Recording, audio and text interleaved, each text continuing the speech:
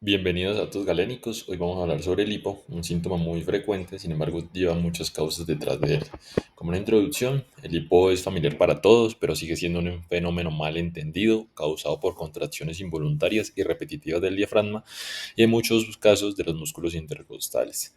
La bruta entrada de aire crea el sonido característico hic, y eso se produce porque después de que se produce la contracción del diafragma, viene el cierre de la glotis y eso se produce 35 milisegundos después de la contracción del diafragma, o sea que es un casi que sinérgico este mecanismo. En cuanto a la epidemiología, es más frecuente en niños que en adultos. Se ha considerado una prevalencia en pacientes hospitalizados del 0.054% y en Estados Unidos se han documentado 4.000 ingresos por hipo en un año al servicio de urgencias. Algunas patologías específicas que se asocian más con el hipo, como la enfermedad de Parkinson, hasta el 20% de los pacientes pueden tener hipo. La enfermedad por reflujo gastroesofágico, hasta el 10% de los pacientes pueden tenerlo. Pacientes con cáncer avanzado, hasta el 4.8% pueden tenerlo.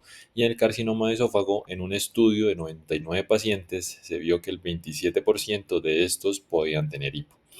Hay un récord Guinness en el cual fue un granjero en Iowa, Estados Unidos, de que después de intentar levantar un cerdo, se presentó una caída, un trauma craneoencefálico, una hemorragia intracerebral pequeña, y se ha documentado que duró con hipo 69 años y 9 meses, o sea, el periodo más largo en el que una persona ha estado con hipo.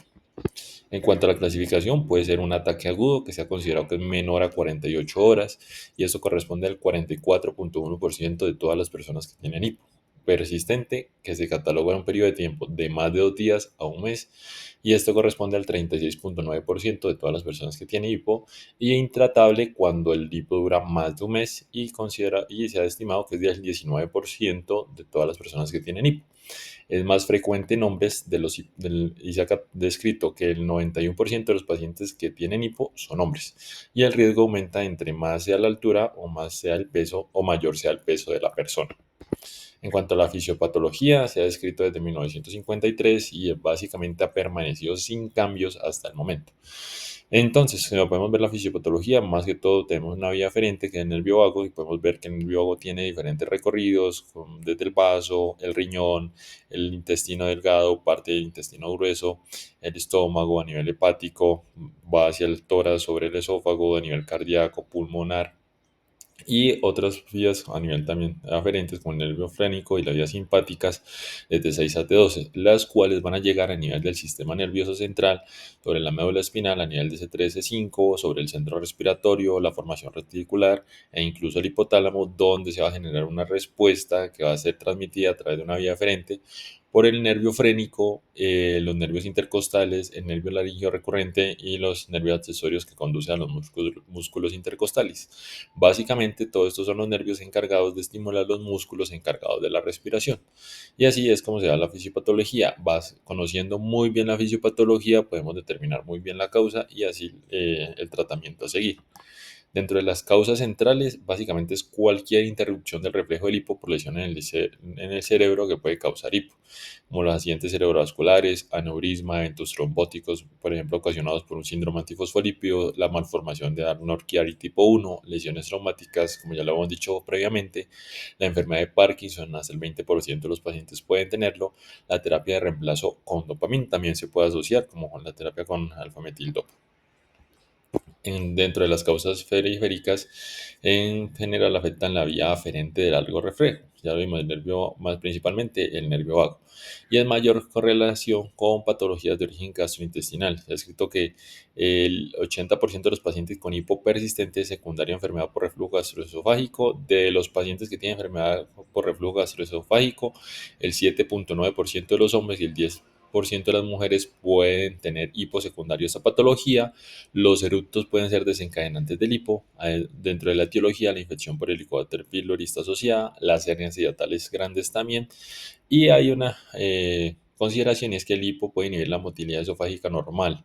El hipo puede alterar la función del esfínter esofágico inferior y eso se tiene una consideración que no se sabe cuál fue primero, si el hipo o la enfermedad por reflujo gastroesofágico no se sabe si es primero el huevo o la gallina, se puede decir más bien como para sintetizarlo, y dado que pues la enfermedad por reflujo gastroesofágico puede ocasionar hipo y el hipo puede alterar la motilidad del esófago que va a inducir enfermedad por reflujo gastroesofágico y es muy importante enfatizar en la temporalidad de los síntomas. Dentro de los desencadenantes, la causa más común es la distensión del estómago por bebidas carbonatadas como las gaseosas, comer en exceso o comer demasiado rápido, que eso va a generar una distensión a nivel del estómago. Otros desencadenantes como el chile, el alcohol, fumar, incluso el cannabis se ha asociado como un desencadenante. Pero sin embargo, en la literatura se han descrito cerca de 100 asociaciones que pueden generar hipo. Dentro de las causas cardiovasculares, enfermedad isquémica, anemia miocárdica, la pericarditis, un aneurisma aórtico, un tromboembolismo pulmonar, sí, principalmente si hay un infarto adyacente al diafragma. Otras causas como enfermedad por herpes simple, herpes zóster, la influenza, malaria, neurosífilis, un absceso subfrénico o una tuberculosis, principalmente si el foco neumático está adyacente a la pleura y o adyacente al diafragma. En cuanto a los estados de ansiedad, cuando el hipo es secundario en estado de ansiedad, el 92% de los casos son mujeres. Cuando hay una causa orgánica que ocasiona el hipo, dentro de las causas orgánicas que causa el hipo, el 93% son hombres y más frecuente que cuando hay una causa orgánica el hipo se presente de predominio nocturno. Otras causas, trastornos hidroelectrolíticos, hipocalcemia, hipocalemia, hiponatremia y la uremia, la hipocapnia y la enfermedad renal crónica y la diabetes mellitus son descritas como otras causas de hipo.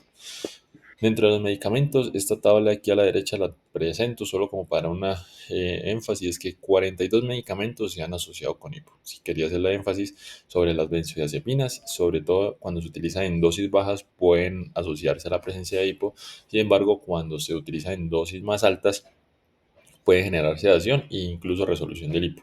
La anestesia con barbitúricos en el periodo posoperatorio puede generar hipo y quería hacer énfasis en los pacientes con cáncer que van al manejo con cisplatino, carboplatino o etopóxido.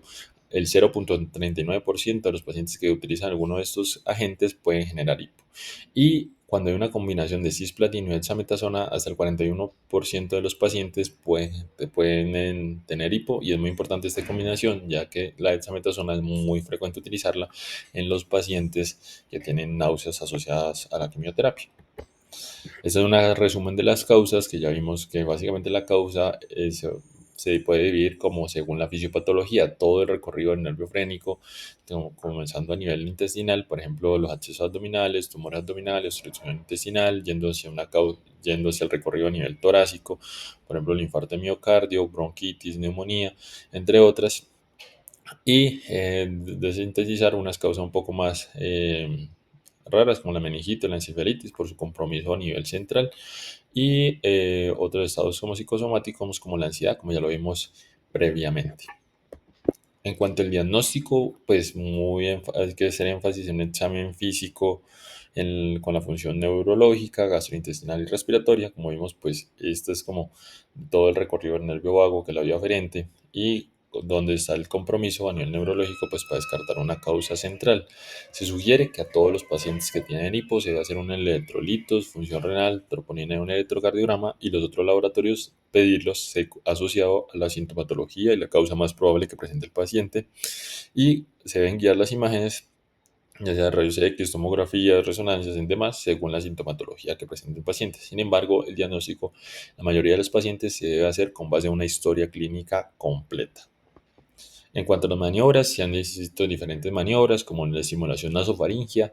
Por ejemplo, se han descrito la aplicación intranasal de vinagre, la estimulación orofaringeal al tomar agua fría, una estimulación vagal con compresas frías en la cara, masaje carotídeo, que esto pues tiene varias consideraciones al realizar, inducirle el susto a una persona, inducir el vómito, otras maniobras respiratorias, o mantener la respiración, o maniobras de Valsalva. Sin embargo, voy a describir en un estudio pequeño, una técnica de un estudio pequeño que se realizó en 21 pacientes entre 17 y 64 años y teorizando de que la hipocapnia puede ser un desencadenante del hipo, sin embargo también se ha descrito que la hipercapnia transitoria puede mejorar el hipo y se le realizó una técnica guiada a los pacientes y era que inspirar al máximo, una vez instalaban la inspiración máxima se continuaba intentando inspirar con la glotis abierta durante un total de 30 segundos. Una vez transcurridos los 30 segundos, el paciente tenía que expirar lentamente y después reanudaba la respiración normal. Viendo que haciendo esta técnica guiada en todos los pacientes y en caso de que no se lograra realizar una técnica adecuada, se tenía que volver a repetir, todos los pacientes de este estudio resolvieron el hipo. Y proponen los autores que puede ser considerada la terapia de primera línea para el manejo del hipo. Otras terapias un poco más avanzadas, como la estimulación del nervio vago, sin embargo, esto más que todo se considera como un hipo de origen central. Otros estímulos del nervio vago también puede ser por irritación nasofaringea, hacer gárgaras con agua o comer azúcar granulada. El masaje del carotidio, con las consideraciones a tener de esta maniobra, maniobras de Valsalva y la presión ocular, puede generar estimulación del nervio vago y resolución del hipo. El bloqueo nerviofrénico, se puede hacer un bloqueo epidural a nivel de C3, C5, un solo bloqueo puede tener una efectividad del 60% y cuando se ha realizado 3 veces consecutivas una efectividad del 100%. También se ha descrito la ablación por radiofrecuencia del nervio frénico y otros métodos como aplicar hielo sobre la quinta vértebra cervical o inducir el estornudo del nervio también puede bloquearlo y hacer una resolución del hipo. En cuanto a los medicamentos, vamos a hablar sobre como el más económico, el que más conocemos, y es la metoclopramida, que estimula la motilidad gástrica, es un antagonista dopaminérgico. Sin embargo, tiene unos efectos adversos a considerar, como la fatiga, alteración del estado de ánimo, en algunos pacientes acaticia. Dosis recomendada, se ha descrito como en 10 miligramos cada 8 horas y se ha considerado la primera línea de pacientes con hipo de origen periférico. Pues esta presentación la hago pues, en Colombia y en Colombia están disponibles las siguientes presentaciones como tabletas, gotas, jarabes o una solución inyectable. El baclofeno es un agonista del receptor GABA que va a reducir la liberación de dopamina en el sistema nervioso central, modula el diafragma y los músculos respiratorios, y en la literatura se han reportado dosis entre 5 y 80 miligramos al día, pues es un medicamento que más todo es más frecuente utilizar en los pacientes con espasticidad, y espasticidad más o menos la dosis recomendada es 10 miligramos cada 8 horas. Sin embargo, en el caso de hipo, el efecto se obtuvo en la mayoría de los pacientes después de 6 días de tratamiento y es la primera elección en hipo de origen central. Las presentaciones son tabletas de 10 miligramos. En cuanto a la gabapentina, es una molécula similar al GABA que actúa a través de los canales de calcio regulados por el voltaje neuronal, posiblemente resultando de modulación del diafragma y los músculos respiratorios. Sin embargo, se ha descrito que la resolución del hipo puede ser de inmediato o puede tardar hasta 6 meses después. Las dosis se han descrito entre 200 a 1200 miligramos al día. La clorpromazina es un antipsicótico o antagonista selectivo de los receptores D2 y al producir un bloqueo dopaminérgico en el hipotálamo, pues se ha considerado que es su mecanismo de acción de resolución del hipo. Es el único medicamento probado por la FDA y la eficacia está soportada por series de casos publicados en 1950 con 50 y 24 pacientes, que fueron dos series de casos, y es considerado un agente de tercera línea. Viene en la presentación de tabletas 25, 50 o 100 miligramos o incluso un jarabe de 25 miligramos en 5 mililitros. En cuanto al manejo, es como esta es una tablita resumen, donde tenemos algunos medicamentos, el nivel de evidencia y algunas consideraciones, y más que todo consideraciones en cuanto a los efectos adversos de los medicamentos. Se ha propuesto también la pregabalina, un mecanismo similar a la gabapentina, la domperidona, un mecanismo similar a la metoclopramida, la tercera línea con clorpromazina, también asociado a la clorpromazina se ha propuesto el uso de aloperidol por un mecanismo similar e incluso también la olanzapina. Otras selecciones como anticonvulsivantes como carbamazepina, ácido valproico, fenitoína e incluso antihipertensivos como el nifedipino o nimodipino también se ha descrito y la mitriptilina también es otro medicamento que se ha descrito, sin embargo pues tienen como el nivel de evidencia más bajo. Otras terapias como la hipnosis, la acupuntura, pues también la acupuntura incluso tiene ensayos clínicos en hipo, sin embargo son ensayos clínicos de baja calidad, por lo que su uso pues se reserva siempre como terapia de última línea. En cuanto al algoritmo de tratamiento, es que, bueno, pues tenemos un paciente con hipo intratable, de realizar una historia clínica muy bien detallada, y entonces vemos, si tenemos una causa sospechosa, pues sospechar, según la causa, vamos a indicar los exámenes de laboratorio, imágenes a seguir, como el examen de toxicología, resonancias cerebrales, una broncoscopia, entre otros. Si no hay una causa aparente, vamos a hacer los pruebas de laboratorio, un TAC cerebral, tórax y abdomen, y una endoscopia digestiva alta, principalmente porque la enfermedad por reflujo gastroesofágico, la infección por Helicobacter pylori está asociada. Si encontramos en este paso una causa reversible, pues vamos a tratarla como tal. En caso de no encontrar una causa, vamos a indicar un tratamiento empírico con inhibidores de bomba de protones o incluso con alginato para tratar el reflujo. Sugieren utilizar omeprazol y el Gaviscon.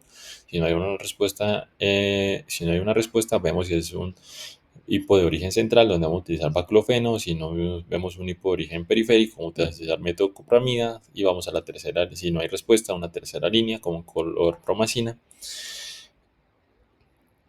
Y antes de pasar a una terapia combinada de alguno de estos medicamentos, tenemos que evaluar si hay una falla, si el paciente ya venía utilizando medicamento previamente, que puede generar una desensibilización. Si no hay una respuesta, vamos a tener que hay un manejo alternativo como la acupuntura, hipnosis o incluso bloqueo del nervio frénico, que también se ha descrito. Como conclusión, es una condición patológica poco frecuente, pero que compromete mucho la calidad de vida del paciente.